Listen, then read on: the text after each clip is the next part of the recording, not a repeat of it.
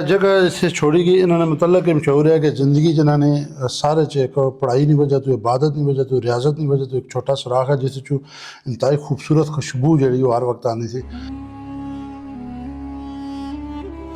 अच्छा ये वो चश्मा है जी जरा जिसने मतलब मशहूर है कि कभी खुशक नहीं होया और वो सामने जिसू मैं तकाया कि बहुत ज़बरदस्त पॉइंट है जिसू खौफजदा हो जाना इंसान। रणजीत सिंह ने जरा भी जर्नल सी उस अपनी असली जोर ने जिसमें किला बनाने ना क्या तो उस टाइम साहब मज़ार ये गल कह के निकले से कि मेरा है और मैं अल्लाह ना वली हाँ तो मैं इतने वापस आवांगा। तो फिर जिस टाइम बाद जो किसी आए थे आन के थे तुरबत मुबारक बनी और मदफून हो गए।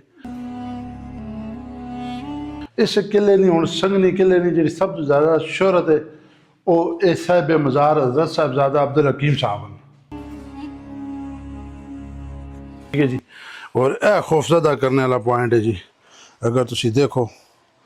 तो एक वाह वाह दूर है जगह तुम शायद कैमरे से इतना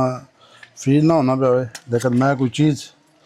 इतों सटना फिर तुम अंदाजा हो सी ये वो पॉइंट है जरा हाले भी जा रहा जा रहा जा रहा जा रहा हूँ पानी पहुँचे।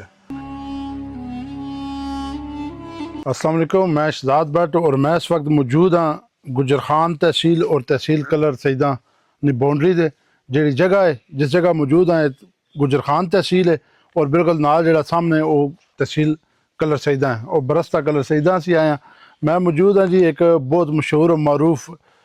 किला संगनी और इस विच साहिब मज़ार एक जेड़े किले तो ज़्यादा शोहरत जिस वजह तो है साहबजादा अब्दुल हकीम साहब उन्होंने मज़ार है और वो मज़ार किस तरह इतने बनया और कितों लैके इतने आए बाज़ाद तदफीन और पहली तदफीन दूसरी तदफीन इतने इतने हुई और उसने क्या वजह बनी। तीसरी गल इस किला ये छोटा किला है दफाई लिहाज नाल रणजीत सिंह ने दौरे बनाया गया लेकिन इस किले ने अंदर मौजूद एक ऐसा मकाम जरा मैं खुद देख के हूँ भी खौफजदा हो गया 200 साल बाद वो भी तुसा तकासा। और इस किले की जी सब तो बड़ी खूबी है कि इस जितना मर्जी मुहासबा हो जाए यार मुहासरा हो जाए यार जितना मर्जी देर बार मुहासरा रहे अंदर जो फौजी मौजूद हैं उन्होंने बारू कुमुक भी गजाई कुमुक